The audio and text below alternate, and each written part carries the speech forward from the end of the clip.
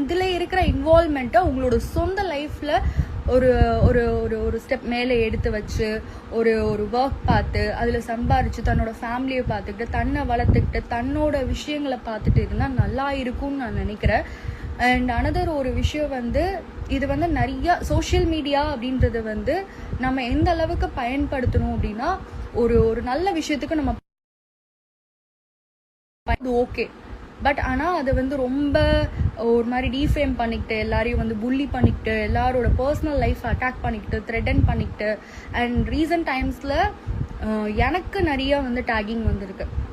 So நான் இந்த live வந்ததுக்கான காரணமே என்ன அப்படின்னா முக்கியமாக ரீசன்ட் டைம்ஸில் I got so many mentions and so many tags என்ன அப்யூஸ் பண்ணுற வார்த்தையால் பேசி என்னோட லிப்ஸ் இதுதான், ஓகேவா, என்னோட வாய் இதுதான். ஸோ இதை நான் எப்படி பேசுகிறேனோ அப்படி தான் பேச முடியும். உங்களுக்கு கோணவாயாக தெரிஞ்சிச்சுன்னா நான் போய் அதை சர்ஜரி